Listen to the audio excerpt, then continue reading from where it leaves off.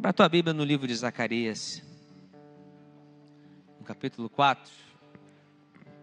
E eu queria ler com vocês só o verso 6.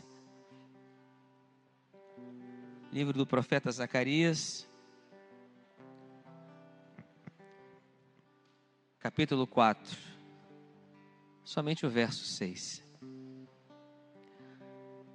Diz assim a palavra do Senhor. E respondeu-me dizendo: esta é a palavra do Senhor a Zorobabel, dizendo: não por força, nem por violência, mas sim pelo meu espírito, diz o Senhor dos exércitos. Você pode repetir comigo só essa parte? Não por força, nem por violência, mas sim pelo meu espírito. Amém? Podemos nos assentar. Quem estiver assentado, permaneça. Quem estiver de pé, se assente. O Senhor ministrava essa palavra ao meu coração. E em tempos de guerra, né? Lembrei daquele louvor da Ludmila Ferber, antigo, né? Em tempos de guerra, nunca pare de lutar. Não podemos baixar a guarda por um instante sequer. Afinal de contas, eu costumo dizer isso aqui: nós não estamos a passeio nem de férias nesse mundo. Na verdade, nós estamos em guerra, em constante batalha contra o mundo, contra Satanás, contra o pecado, contra tudo aquilo que tem se levantado contra Deus. Talvez você já tenha lutado contra você mesmo e tem lutado todos os dias, combatendo aí o velho homem, a velha natureza. Tudo isso faz parte desse mundo do nosso dia a dia. Existem momentos nesta vida que vamos ser acometidos por adversidades, normal. E elas nos cercam de tal maneira, né, que os inimigos se levantam para tentar enfraquecer as nossas mãos. E mãos aqui significa o trabalho que elas podem realizar, né? O esforço, pela nossa dedicação, pelo desejo do nosso coração. Ele tenta nos fazer desistir de nossos sonhos, os propósitos de Deus sobre as nossas vidas. Tenta nos convencer de que somos incapazes de realizar aquilo que Deus nos confiou. Às vezes você pensa que não tem um chamado, mas tem, todos nós temos. E às vezes, por não estarmos com um cargo na igreja, pensamos que somos descartáveis ou não estamos fazendo nada para o Senhor. Não pense assim. Até porque os títulos não vão te definir. O que vai te definir de verdade é aquilo que você faz em obediência à vontade de Deus. Você não precisa de títulos. Você só precisa ser um homem e uma mulher que confia no Senhor. É Ele que estabelece, que determina, que direciona. Nós só precisamos dar lugar. E a única coisa que Satanás sabe fazer, a única não, ele sabe fazer algumas coisas, mas talvez uma das mais eficientes é nos distrair, nos tirar do propósito, do centro da vontade de Deus. E nesses últimos dias o que nós mais possuímos, né, são distrações. A tecnologia trouxe muitas delas. Isso tem dificultado a caminhada de muitos de nós como homens e mulheres de Deus. Mas é justamente nesses momentos que Deus nos envia a sua palavra. Porque por mais que estejamos vivendo tempos contemporâneos, tempos modernos, a palavra de Deus permanece a mesma. Com o mesmo poder, a mesma eficiência, a mesma autoridade. Romanos 10:17, um texto muito conhecido, nos diz que de sorte que a fé é pelo ouvir e ouvir pela palavra de Deus. E é por isso que não nos furtamos quando subimos aqui em ministrar somente ela, a palavra. Podemos contar histórias, colocar exemplos, fazer comparações, dentre outras coisas, mas a palavra é a base de tudo. É ela que nos faz lembrar que não estamos sozinhos, pois temos um ajudador, temos um consolador, um intercessor e um guia que está conosco neste momento, o Espírito de Deus, para nos fazer triunfar conforme as palavras de Jesus em João 14. Aqui do verso 16 ao 18, ele diz assim: e eu rogarei ao Pai, e Ele vos dará outro Consolador, para que fique convosco para sempre. E só pegando essa parte do texto, por que ele disse outro e para sempre? Porque Jesus já estava começando a anunciar para os seus discípulos que o tempo dele na terra estava terminando, o tempo físico dele, mas que ele não deixaria os seus discípulos sozinhos. Deus não é irresponsável. A obra que ele havia começado não estava terminando, estava apenas começando. Então ele diz no verso 17: o Espírito de verdade, que o mundo não pode receber. Por isso, quando estávamos lá com homens e mulheres do mundo, sem Deus, não podíamos ter essa comunhão, porque o Espírito Santo não pode habitar em um lugar que está sujo, porque o Espírito Santo é santo. E ele continua dizendo: porque não o vê e nem o conhece, mas vós o conheceis, porque habita convosco e estará em vós. Não vos deixarei órfãos, voltarei para vós. E aí parece que ele dá um salto, né? Não vos deixarei órfãos, porque um pouco mais à frente, depois da sua morte, ressurreição, né, e assunção aos céus, a história relata, né, não está escrito explicitamente na Bíblia, mas lá no livro de Atos, no capítulo 1, historicamente, passou-se ali entre a assunção de Jesus aos céus, na subida dele, né? Ele estava ali com os discípulos, ele sumiu entre as nuvens, e a descida do Espírito Santo, em Atos capítulo 2, passou-se aí uns 10 dias mais ou menos. E aqui ele está dizendo: não vos deixarei órfãos. Então se porventura houve um período em que eles ficaram sozinhos, entre aspas, foram esses 10 dias entre a subida de Jesus e a descida do Espírito Santo em Atos 2. Claro que Deus não nos deixou sozinhos, mas aqui em Atos 2 nós sabemos que se cumpriu uma promessa, né? Conforme o profeta Joel, que o Espírito Santo seria derramado sobre toda a carne. E aí ele dá um salto aqui, lá como se estivesse falando do final de todas as coisas: voltarei para vós. É a promessa do Senhor. Ele não nos deixou sozinhos, e durante esse período que ele está ausente fisicamente, o Espírito Santo está conosco, aquele que nos consola, aquele que nos guia, aquele que nos ensina, aquele que nos ajuda. Ele está com você, você não está sozinho. Mas Zorobabel viveu um momento difícil, ele tinha um desafio. Quando esse governador de Judá, da época em que os primeiros cativos estavam ali regressando da Babilônia, recebeu de Deus a missão de reconstruir o templo, os moradores da terra se levantaram para tentar impedi-lo, para tentar enfraquecer as suas mãos, enfraquecer o seu trabalho, a vontade, o desejo, de forma que ele não conseguisse executar a obra para o qual Deus o havia chamado. Assim também vai acontecer conosco em diversas situações, em que seremos provados quando Deus nos entrega uma tarefa. O Senhor então usa o profeta Zacarias para lembrar o seu servo de onde vem a verdadeira força. E assim como o Senhor ministrou essa palavra ao meu coração, hoje eu estou aqui na condição de Zacarias para lembrar a você, os que nos ouvem, que a sua força não vem apenas de você mesmo, essa não dá nem para o cheiro. O que eu quero dizer para você é que essa força não vem do seu braço, ela não vem do seu conhecimento, ela não vem deste mundo, ela vem do Espírito de Deus que nos usa. Nós somos apenas instrumentos nas mãos do Senhor, mas olha que honra poder ser instrumento de Deus, ter a certeza de que Ele habita, Ele está em nós. E é engraçado, igreja, que o cristianismo bíblico é a única religião né? Eu gosto de falar estilo de vida.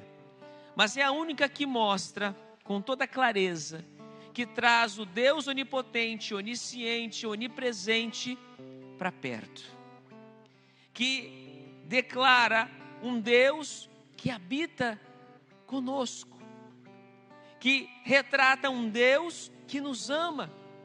Um Deus que entregou a sua própria vida para nos salvar. Isso não diminui a essência de Deus. Pelo contrário, isso revela todo o seu amor, sua graça, todo o seu poder.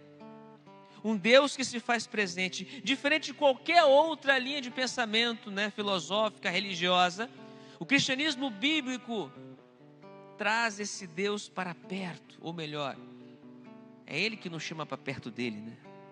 Por assim dizer. Não importa, o que importa é que Ele está dizendo para nós nessa noite, que no meio dessa dificuldade, dessa luta, sabe, dessas adversidades que nós estamos vivendo, Ele está conosco. Porque Jesus disse que no mundo nós teríamos aflições. É uma afirmação. Mas Ele também disse: tende bom ânimo, eu venci o mundo. Então, queridos, não se anime, porque muitas pessoas têm buscado e pedido a Deus muitas coisas que dizem respeito a esse mundo. Mas e o mundo vindouro? Porque isso aqui vai passar. Você pode pedir, pode clamar, sabe, pode tudo isso, mas não perca de vista o que é mais importante. As palavras do profeta a Zorobabel são um alerta então para nós hoje, como homens e mulheres de Deus também. Pois precisamos aprender a depender exclusivamente do Senhor.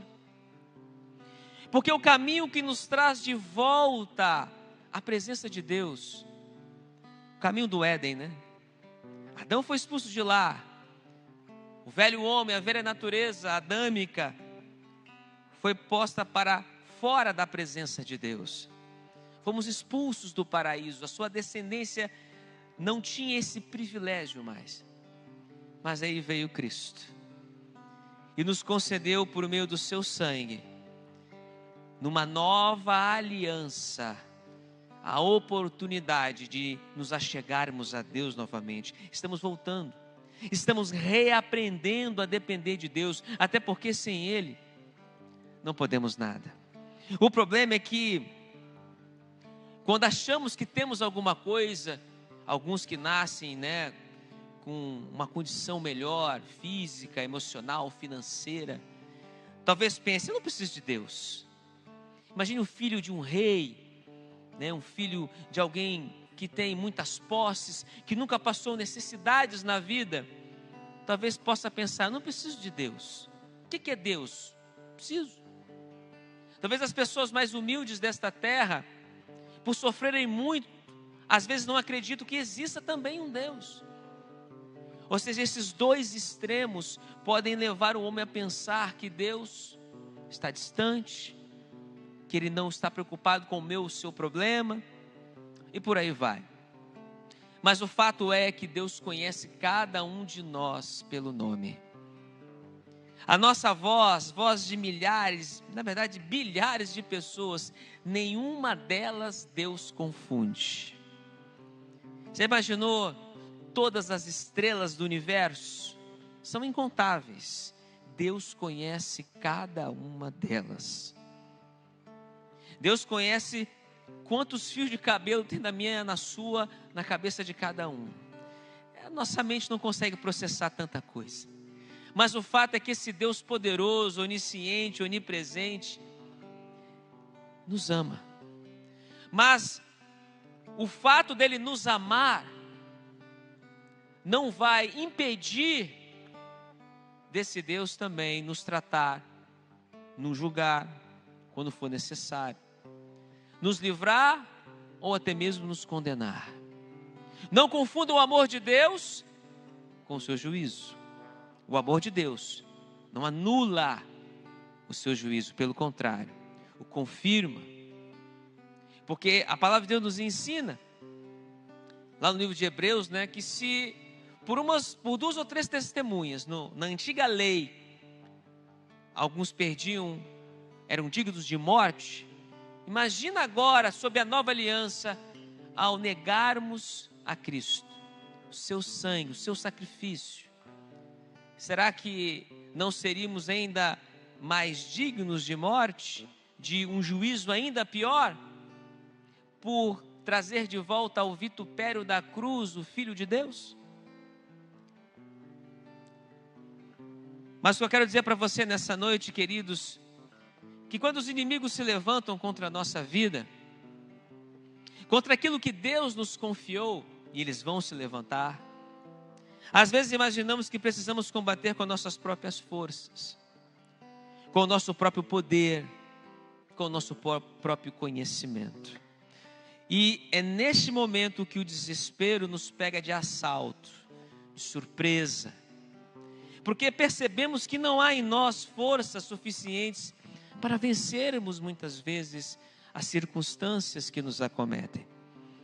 Os inimigos são fortes demais, grandes demais. Às vezes nos sentimos tão pequenos. Mas há também neste momento, igreja, que Deus nos tranquiliza, declarando: porque as armas da nossa milícia não são carnais, mas poderosas, sim, poderosas em Deus para a destruição das fortalezas. Isso Paulo declara em 2 Coríntios 10, no verso 4. Não é pela força, como eu disse, do nosso braço, não é pelo nosso poder, não é, pelo nosso conhecimento, pelo nosso intelecto, pela nossa capacidade, mas pelo poder do Espírito de Deus. Quero te conduzir nessa noite, por esta palavra revelada, a vivermos o desafio de estar na dependência de Deus, porque o mais difícil é permanecer. Porque quantas vitórias você já conquistou? Você não está aqui hoje, não chegou até aqui.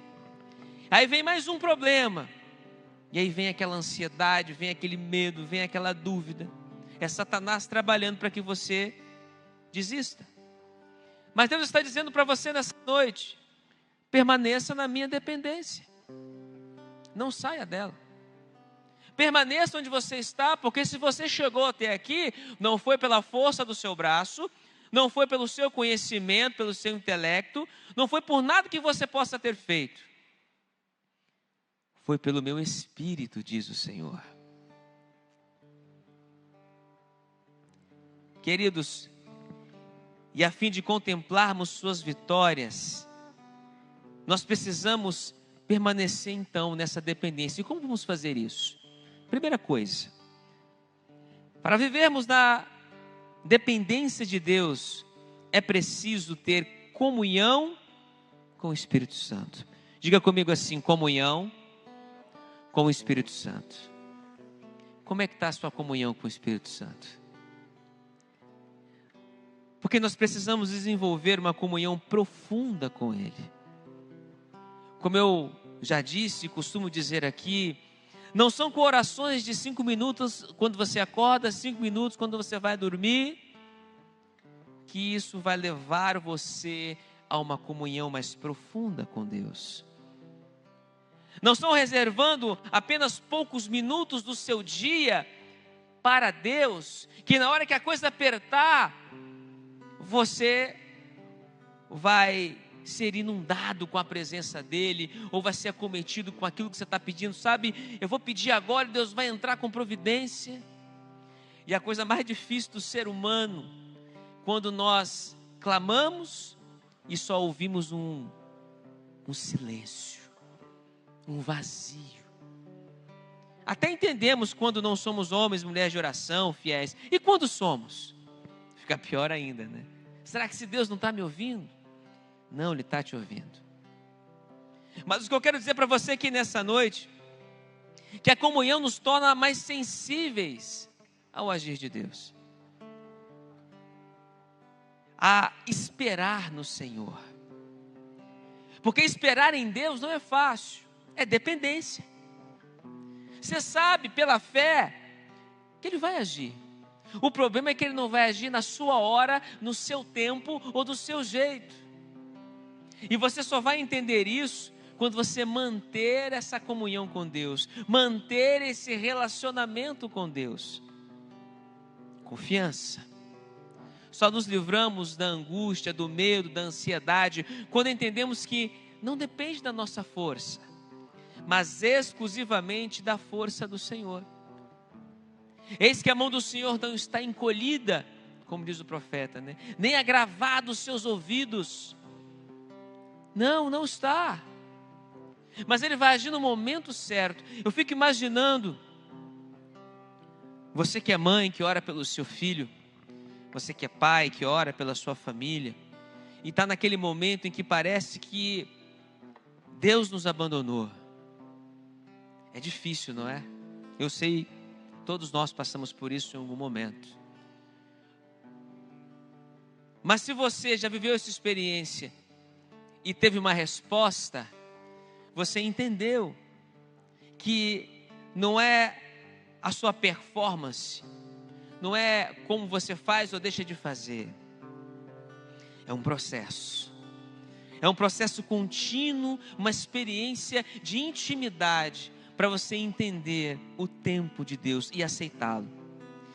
Porque obediência, querido, minha irmã, minhas irmãs, meus irmãos, a obediência ela precede a nossa vitória. Já viu algum desobediente a Deus vencer? Só vai colher problema. Por isso, o Senhor nos declara aqui em Mateus 11, de 28 a 30, vinde a mim todos que estáis cansados e sobrecarregados, e eu vos aliviarei. Tomai sobre vós o meu jugo, e aprendei de mim que sou manso e humilde de coração, e encontrareis descanso para as vossas almas, porque o meu jugo é suave, e o meu fardo é leve. Mas pastor, você não está falando do Espírito Santo? Estou. O Pai, o Filho e o Espírito são o mesmo. A diferença é que aqui Jesus ainda estava caminhando sobre esta terra e dizendo para os seus discípulos e para nós hoje, olha, vem até mim. Como é que eu chego até Cristo hoje? Pelo Espírito. É por Ele. Ele me concede, por meio desta graça, estar na sua presença. Eu posso não ver Jesus, eu posso não tocar Jesus, mas eu sei que Ele está vivo, porque o Espírito Santo testifica isso ao meu espírito. É essa certeza que eu tenho. Temos de fazer a nossa parte, continuar buscando, porque aquele que busca, encontra. Aquele que bate, a porta se abre. Aquele que pede, recebe. Por isso não cesse de orar, porque a resposta final, ela vem de Deus. Ele continua no trono, Ele continua no controle de todas as coisas. Porque se o Senhor não edificar a casa, em vão trabalham os que a edificam. Se o Senhor não guardar a cidade, em vão vigia o sentinela. Salmo 127, verso 1. É o Senhor, é Ele que vai fazer no final. A resposta é dele. Satanás pode falar o quanto ele quiser, pela boca de quem ele quiser. Cabe a você fechar os seus ouvidos e ouvir somente a voz de Deus. Então, querido, para vivermos na dependência de Deus, é preciso primeiro ter comunhão com o Espírito Santo. Segunda coisa, para vivermos na dependência de Deus, é preciso viver por fé e não por vista. Diga assim: viver por fé e não por vista. É outro desafio.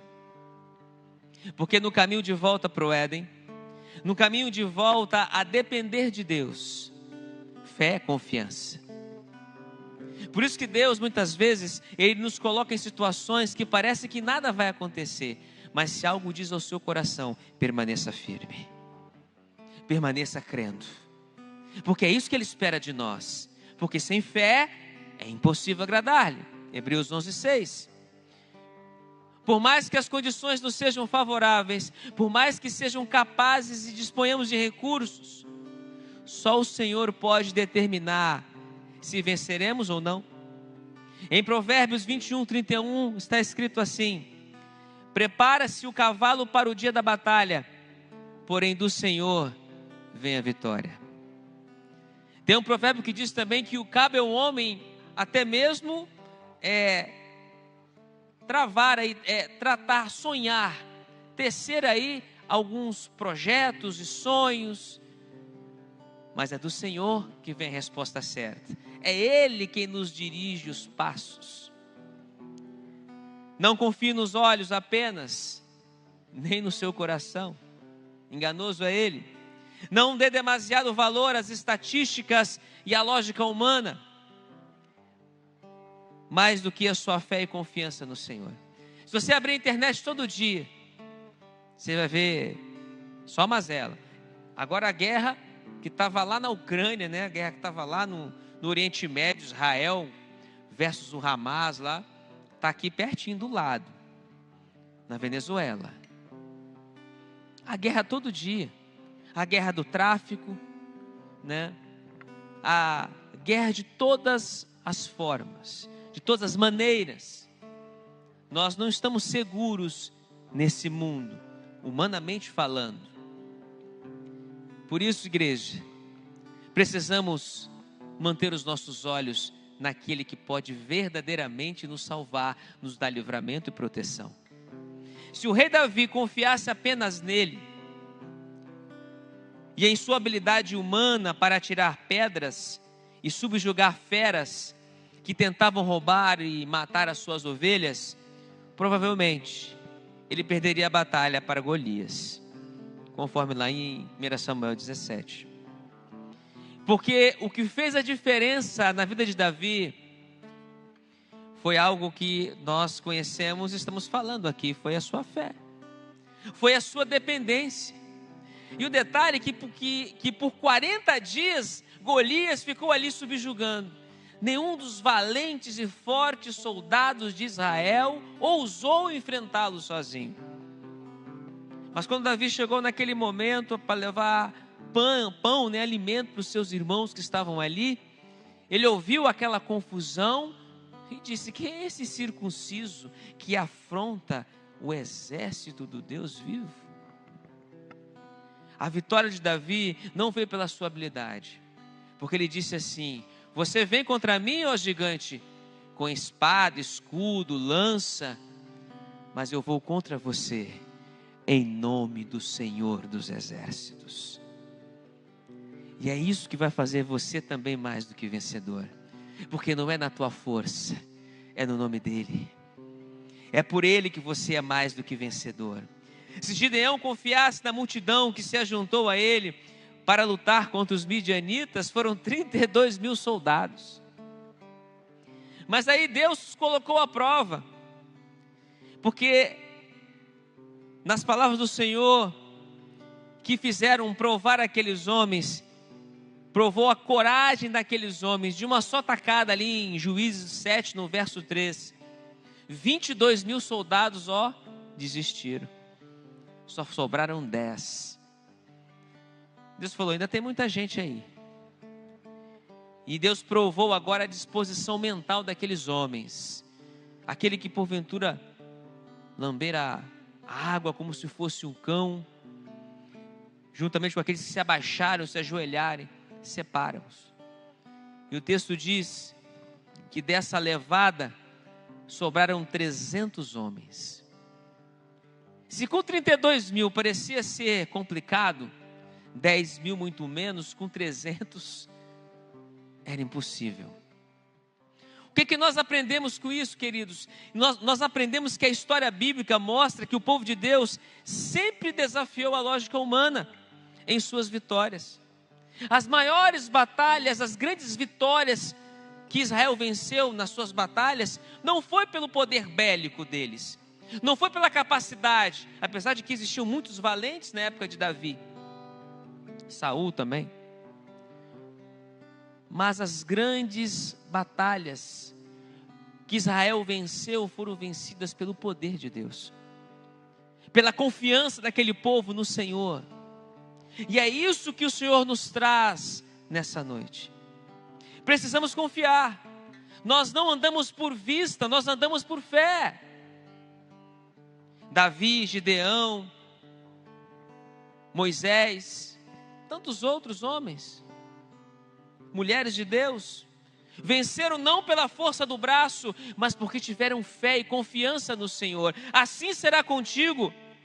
Em 1 Coríntios 1, do verso 27 ao 29, Paulo diz: mas Deus escolheu as coisas loucas deste mundo para confundir as sábias, e Deus escolheu as coisas fracas deste mundo para confundir as fortes, e Deus escolheu as coisas vis deste mundo e as desprezíveis e as que não são, para aniquilar as que são, para que nenhuma carne se glorie perante Ele. Por isso que Gideão não venceu com 32 nem com 10, mas na impossibilidade daqueles 300 numa batalha surreal. Para provar para nós que quem, por mais louca, sei lá, que seja a estratégia de Deus que Ele colocou no teu coração, obedeça. Parece loucura mesmo, mas é por esse caminho que você vai ser vitorioso, que você vai ser vitoriosa. Eu já ouvi, uma vez eu ouvi o testemunho de um colega, muitos anos atrás.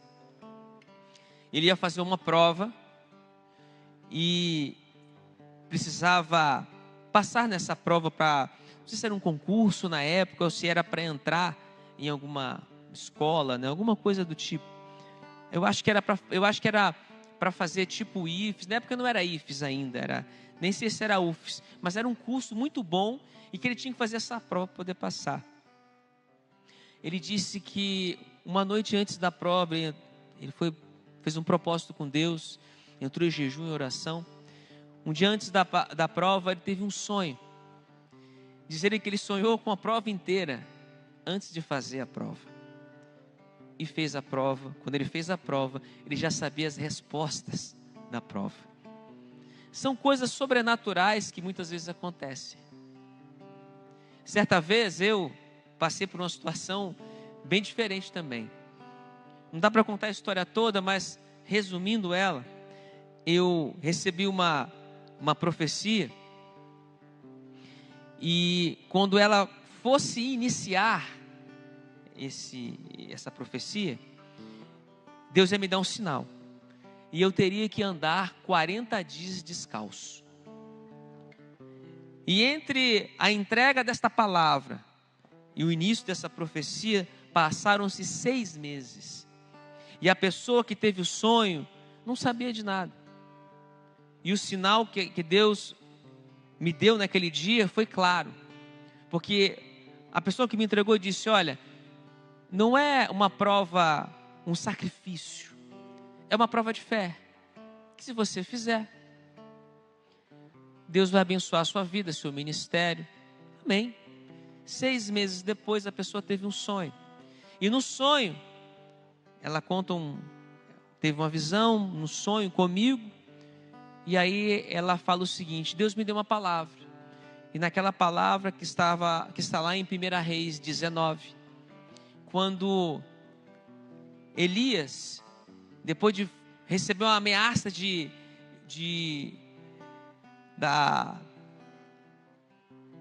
quem? Jezabel. Eu estava com Zorobabel na cabeça. Eu ia falar de Jezabel. Ele foge para Horebe, né, o monte de Deus. Mas antes de ir para o monte de Deus, ele para, o anjo o alimenta. E aí ela lê exatamente esse trecho. E com a força daquele alimento, Elias andou 40 dias e 40 noites até Horebe. E aí o pastor que tinha ouvido isso, estava junto comigo e falou assim: entendeu? Pode começar o propósito. Andei 40 dias descalço. E olha que eu ando descalço dentro de casa. Foi uma prova do ponto de vista humano para mim, mas foi uma grande vitória na minha vida. Pois foi o ano em que o Senhor preparou, isso foi em 2006, tudo que Ele tinha que preparar para que eu pudesse, mais adiante, casar e assumir o ministério. Ele preparou nesse propósito, nesse chamado. Loucura. Eu lembro que eu trabalhava prestando serviço. Eu estou aqui, igual eu estou aqui vestido, calço, camisa, mas descalço. E eu cheguei a entrar uma vez num desses prédios aí chiques, estava no elevador e a pessoa, bom dia, boa tarde, olhou para mim. O senhor foi assaltado? Não. E não dava para explicar, né? O que eu estava fazendo descalço. Mas foram 40 dias que eu cumpri ali. E depois de um tempo, Deus abriu algumas portas que mudaram a minha vida. Então não se desespere, sabe? Não se preocupe. Porque Deus faz essas coisas mesmo, como diz o texto. Ele confunde, né? Ele pega as coisas loucas deste mundo para confundir as sábias. Ele escolhe as coisas vis deste mundo, as desprezíveis, as que nada são, para aniquilar as que são. Simplesmente obedeça à vontade do Senhor.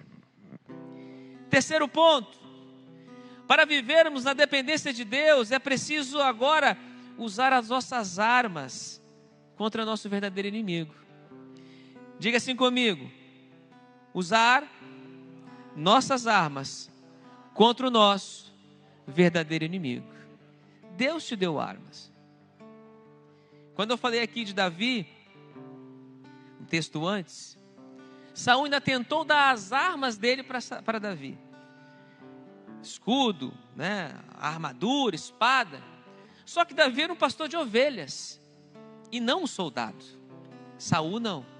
Saul, segundo a história, era um benjamita muito alto, e era o mais alto daqueles que tinham ali, dos homens que tinham. Ele passava cerca do ombro para cima, não tinha do ombro para baixo. Ou seja, o homem mais alto perto dele tocava no ombro de Saul, de tão alto que ele era. Não era do tamanho de Golias, mas era um homem alto.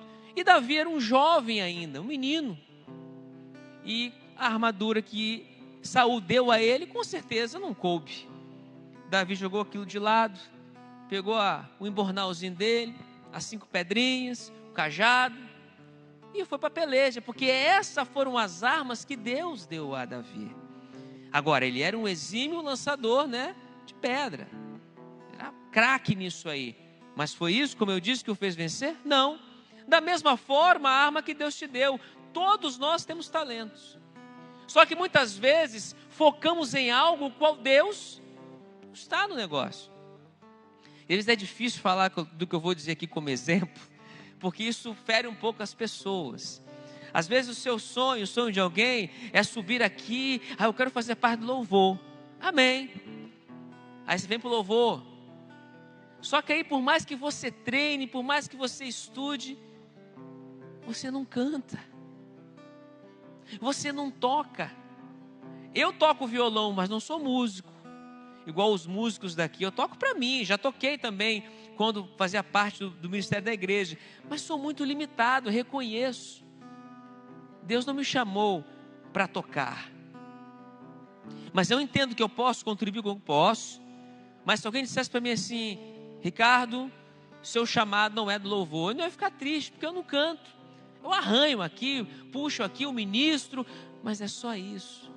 Não me ofenderia, mas tem gente que insiste, porque essa não foi a arma, o talento, sabe, o propósito que Deus tem na sua vida.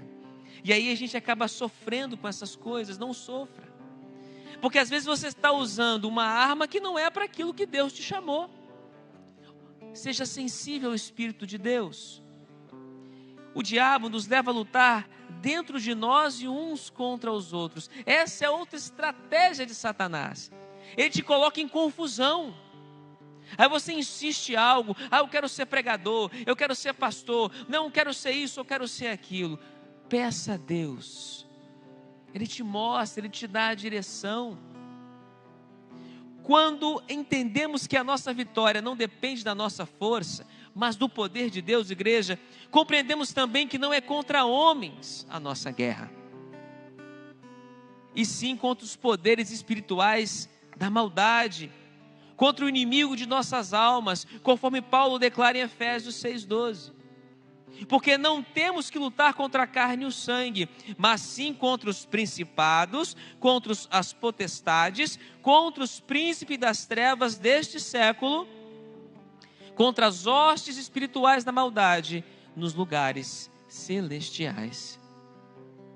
Gastamos, às vezes, um esforço, muitas vezes desnecessário, com orações, súplicas e clamores, quando fazemos pedidos egoístas, pedidos soberbos, vazios de misericórdia, da graça e do amor de Deus. E quando isso acontece, aquilo que estamos pedindo, estamos clamando, não alcançamos. E aí Tiago, no capítulo 4, no verso 3, ele diz assim: pedis e não recebeis, porque pedis mal, para o gastardes em vossos deleites. Porque Deus conhece o nosso coração, irmãos e irmãs. Então não adianta nós entrarmos em algo, numa peleja para com Deus, porque dura coisa para nós é recalcitrar contra os aguilhões. Pelejar contra Deus é só sofrimento. É melhor obedecer. Lembra do profeta Jonas, né? Deus impediu o profeta de fugir dele? Não, mas ele pagou um preço. Deus desistiu do profeta porque ele fugiu? Não. Deus tratou o profeta no meio do seu caminho de desobediência, até que ele se arrependesse. E é assim que Ele faz conosco. Sabe por quê? Porque o Senhor nos ama. Ele nos trata por filho. E o filho desobediente, Ele estreita.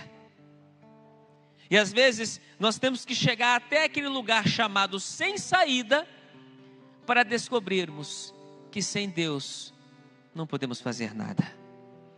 Então quando você vê aquela plaquinha sem saída, esse é o momento da sua redenção, ou da sua rendição. Você tem que se render a Cristo. E aí, meus amados, essa realidade é retratada em Lucas aqui no capítulo 18, em uma parábola, no verso 9 ao 14, quando Jesus fala sobre aquele publicano e aquele pecador.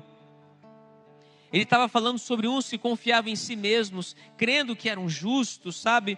E desprezavam os outros. E ele diz: 2 homens subiram ao templo para orar. Um era um fariseu e o outro era um publicano. O fariseu, estando em pé, orava consigo mesmo desta maneira: ó Deus, graças te dou porque não sou como os demais homens, roubadores, injustos, adúlteros, nem ainda como este publicano. Jejuo 2 vezes na semana e dou os dízimos de tudo quanto possuo.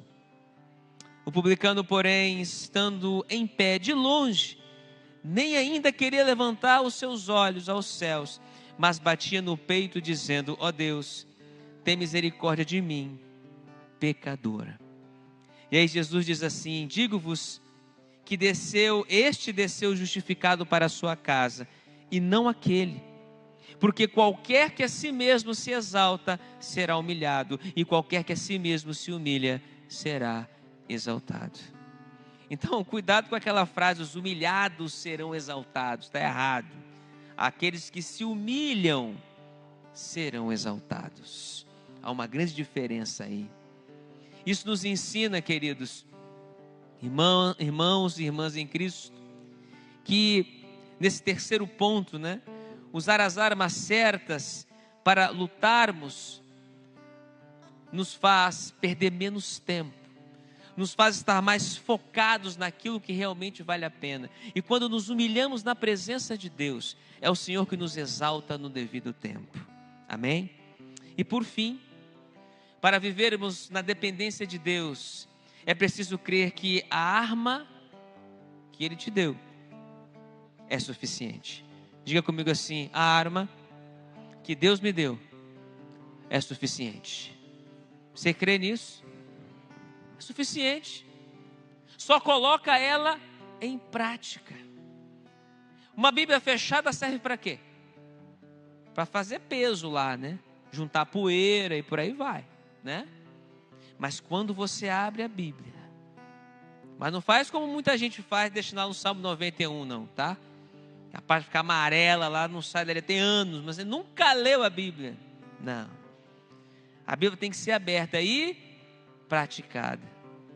Ler, entender, né? Aplicar aquela palavra na sua vida e vivê-la. E aí sim, Isso vai fazer diferença na sua vida. Quando passamos a depender do poder do Espírito Santo, igreja, conhecemos a verdade com relação às verdadeiras armas que precisamos para vencer o inimigo. Armas que não são carnais, mas poderosas em Deus para a destruição de fortalezas. E eu já estou só reforçando esse texto aqui, porque as armas da nossa milícia não são carnais, mas sim poderosas em Deus para a destruição de fortalezas. 2 Coríntios 10:4. Neste capítulo livro do profeta Zacarias, o Espírito de Deus estava começando uma grande reforma entre o seu povo, a nação de Israel, através do templo de Deus. Não era suntuoso como o de Salomão, mas era o restabelecimento de um novo tempo para o povo do Senhor. Mas o que aconteceu? Quando eles viram a simplicidade do templo, muitos desanimaram. Não é assim também que acontece conosco? Cuidado com isso. Cuidado com a falta de visão. Eles não ficaram empolgados, eles desprezaram o dia dos pequenos começos. Amados, queridos, sabe os rios que você vê aí, Rio Amazonas, né, Rio Nilo, dentre outros, começaram numa nascente. Eles têm um começo, numa pequena nascente. Tudo na nossa vida começa assim. Por isso não desacredite. Cuidado com o que os teus olhos ou o seu coração possa fazer, porque eles podem te enganar.